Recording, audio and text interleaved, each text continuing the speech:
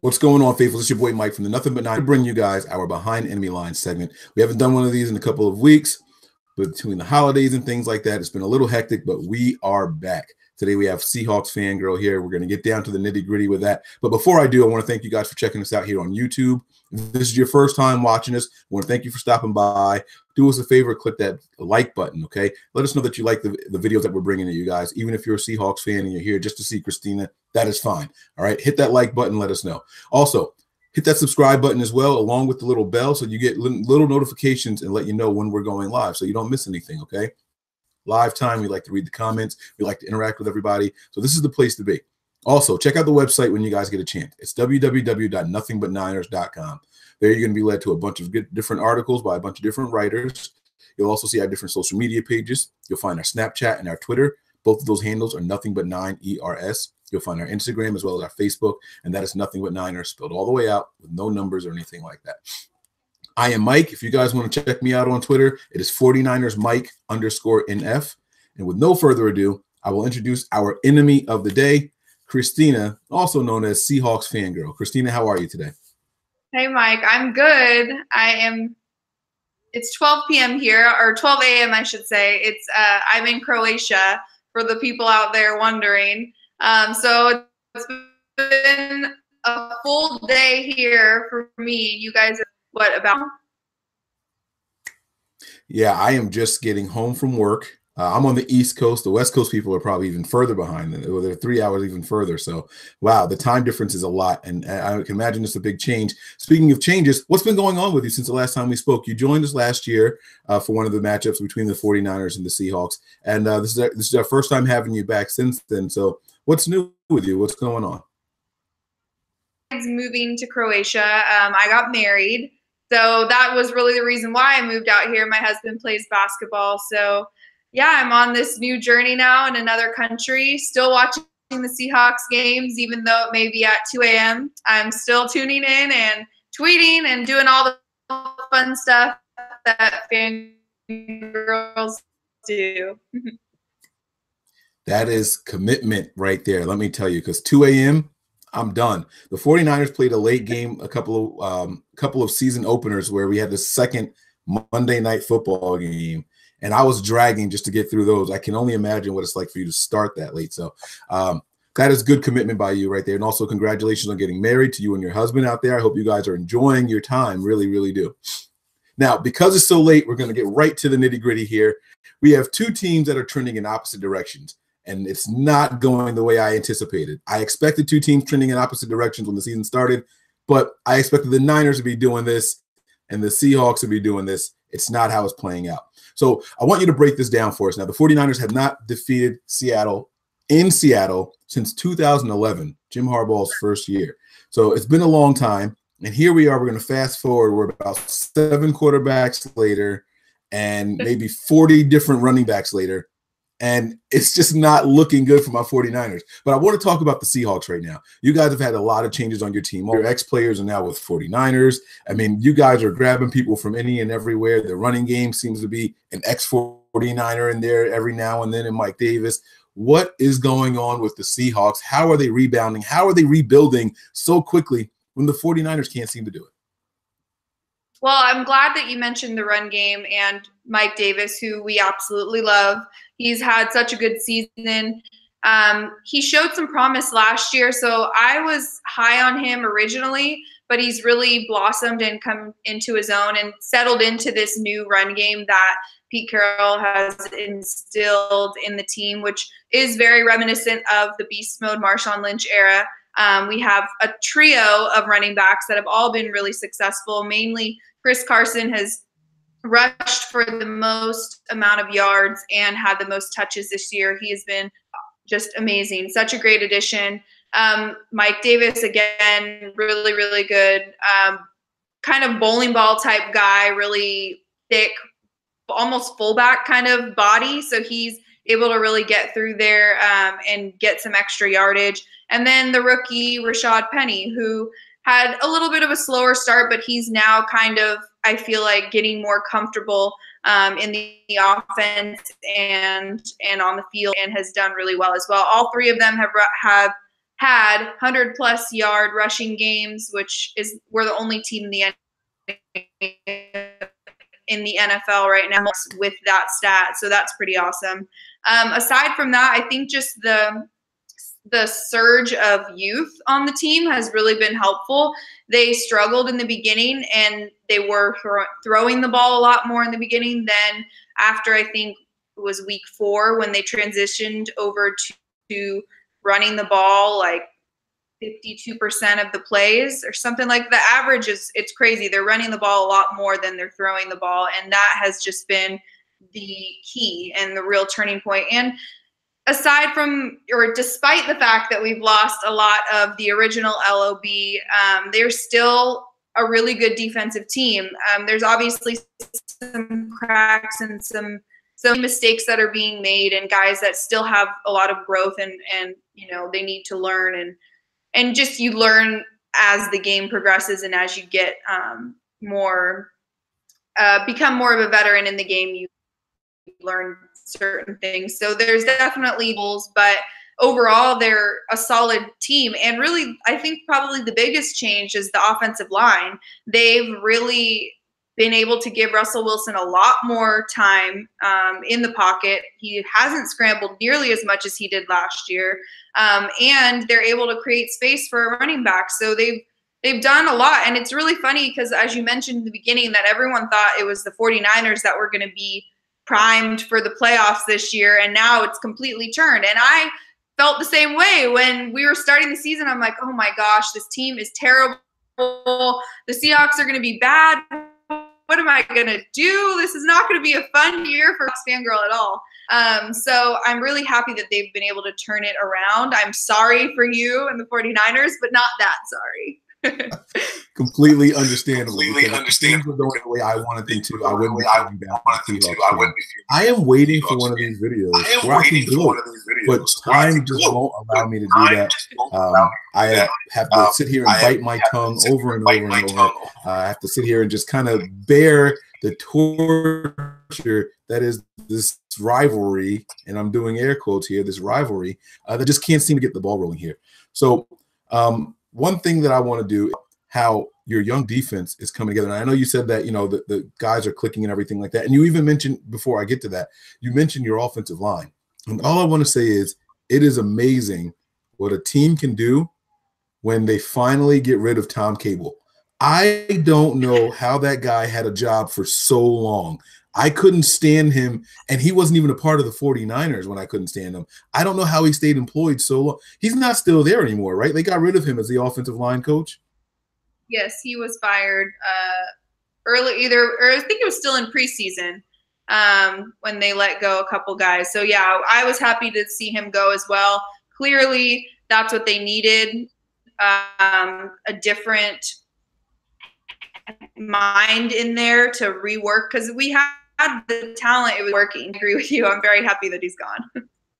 Yeah. I mean, you guys have been investing in that offensive line all over the draft. I mean, I know that Seattle is kind of like, infamous for finding gems late in the draft and things like that. Especially on the defensive side of the ball. But when you turn around and you see it, they have picked first rounders, third rounders, fifth rounders. They have been really trying to do their due diligence, trying to find out who works and who doesn't on that offensive line. And sometimes it's just as simple as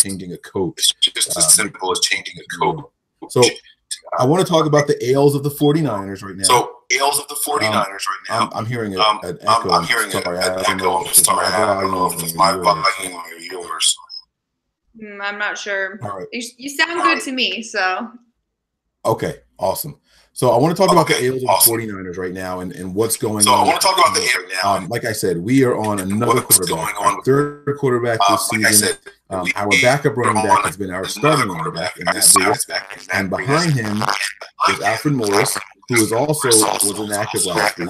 And we brought up a guy from the practice squad named Jeff Wilson. I am really excited about Jeff Wilson, but this offense just doesn't seem to be doing enough. These quarterbacks aren't good enough, whether it's CJ Beathard, Nick Mullins. So, I mean, the 49er fans know what we're going to get. At least I think they do. We saw one really good game where the 49ers took on the Oakland Raiders, and they went out there and they kind of embarrassed the Raiders on national television. I mean, Nick Mullins was the talk of the town. I have never heard of someone getting bitter in a couple of minutes. That's how good he looked against the Raiders. Like, you know, whoever the like, we got to find out who this guy is and get him immediately. He's smoking the Raiders, and then he comes back out and he lays a dud. He played a really, really bad game this past week, and they're getting some film. Know that's good for him. Fingers crossed. I am hoping that because we practice against the same style of defense, he can be a little bit more comfortable and kind of dictate and maneuver his way through the secondary of that Seahawks defense. And that's what I want to talk to you about, is that Seahawks defense. The turnover that you guys have had there. Yeah, no, before we get to the Seahawks defense, I have to say that Nick Mullins is a good family friend of my husband's. They grew up together. His sister, Heather, is my husband's, one of his best friend's wife. So they went to high school together, and we were watching that game, like, so stoked for Nick. And yeah, he has struggled a little bit in the last couple of games, but Josh, my husband, was saying that a lot of the times for quarterbacks, the threshold is 4 games. So he's had 3. He had one good game, one where he was decent, and one where he really struggled. So I think this game is really going to be pivotal for him. Honestly, our pass rush hasn't been that dominant this season, so I don't know if he'll necessarily face quite as much pressure. Like, obviously we still have guys like Frank Clark that's going to get out there and you know, bring him down probably once or twice, at least get some hits on him. But I am hoping that Nick has a better game, because we really are rooting for him, and he's a young guy. He's smart. He knows what he's doing out there. He's got good, you know, what's the word? Like, not court awareness, but like field awareness, I guess. As a quarterback, he's smart. So I really am rooting for him, even though he's playing the Seahawks. That's okay. I'm counting that as a victory. I got a Seahawk fan to say they're rooting for a 49er. That's all I want to see. And then on the week that we're playing it, we can wrap this video up. We're done, guys. Thank you for watching. I'm kidding. That is awesome, though. And tell your husband, Josh, I said, what's up? You know, not looking for any connections or hookups or anything like that. But now that he knows my guy, Nick Mullins, Josh is my guy also. That's what I'm talking about. I love Josh already. He's awesome. He's great. So that's good. So what I wanted to talk about was how that secondary is doing for you guys. Now, I know that you guys have 2 Griffins in the back, one at linebacker, one at safety. Are they both still playing, or are they rotating those guys in and out? Because I'll be honest with you, man. I see Seahawks winning, I get angry, and I don't watch. So I don't know how you guys are doing it. I start watching games, and it's close, and I'm like, they're going to lose. They're going to lose. And the next thing I know, they're winning. I don't know what happened. You guys seem to flick some switch around week 5 or 6, and it's been a lot of fun for you guys. And me, I am miserable. So what is it that's happening on that defense, specifically in that secondary? Because the 49ers are struggling. We've had a ton of turnover there. We have lost 1, 2, 3 safeties so far this season. We benched our starting corner for a couple of games. He has come back. I will say that the last 5 games, Ahkello Witherspoon has played very, very well, despite some BS flags that have been thrown against him. He's played very well. Richard Sherman, he's been being avoided by opposing quarterbacks more so than he's been good. His stats and all that stuff, oh, man, they look great on paper. I promise you, it looks like Richard Sherman is an absolute stud. But when guys start targeting him, Mike Evans kind of juiced him a couple of times. But Mike Evans not even known for speed. He's known for size. Well, there was 7 yards separation, it felt like, between him and Sherman. I mean, it was just but we will see. I don't know if Richard Sherman needs to be tested more. I know he wants to have a big game against Seattle, although he'll tell you at the pressers that it's just another game, it doesn't matter. But how are they doing it over there? You're telling me that the pass rush isn't that good, which means that there's not a lot of pressure on the quarterback. Quarterbacks are having time, but you guys are finding success. What is the way that how they're doing it? Well, I guess I shouldn't have said the pass rush isn't good. It's not that it's not good, but it's just not the same dominant pass rush that we had, you know, a few years ago with Michael Bennett and company. Yes, we still are getting to the quarterback. There's still, you know, really, getting past their defensive line, doing some damage, causing some disruption. But mainly the secondary, like I said earlier, the youth, both Shaquille and Shaquem Griffin, yes, are both playing. Trey Flowers is out there doing awesome. And Bradley McDuff came in as Earl Thomas went out. He has been very, very positive. I'm like blanking right now. A positive role model, I guess, and like a good teammate out there for those guys, and he's been playing well. But really, I feel like where I've noticed the most struggling is like man-to-man coverage. A lot of the times, have a lot of spin them and our defensive players. So a lot of the times, guys were just being found wide open for easy catches, with long yardage down the field. So it's just those kind of things. Obviously, like I said earlier, it's youth. They need to learn and get better, and still they've got a lot to learn, but they've played well and they've been able to stop guys in the red zone. The defense, I have a stat here, I wrote it down. One of the top defenses for stopping other opposing teams in the red zone, which is great, a great stat to have, obviously. They've forced a lot of field goals against some good teams, like last week against the Panthers and the week before against the Packers. Both teams kind of in the same position as the Seahawks, vying for that NFC wildcard spot. But yeah, I think the youth has really been beneficial to them. Russell Wilson is going Richard Sherman this week, and I think he's going to try and throw his way. I'm assuming Richard Sherman will probably Doug Baldwin. Would you agree? That's interesting because Sherman hasn't been shadowing anybody. He's been doing what he was doing in Seattle and staying on his side of the field. So you guys are going to be able to manipulate him, who you decide to put there on him. We saw that with Tampa Bay. They would put Mike, do it how they wanted to do it. And that's the smart way to attack a team that's going to keep their corners in a designed area instead of like a Patrick Peterson who just always goes after the number one wide receiver. That's really the way to do it. You want to find out who's having a better day against them and go after them that way. I don't want to cut you off. Were you done before I proceed? We're almost done here. Yeah, that was my defense, I guess. Russell Wilson is 11-2 against the Niners, so I'm hoping that he will get number 12 this week, make it an even dozen.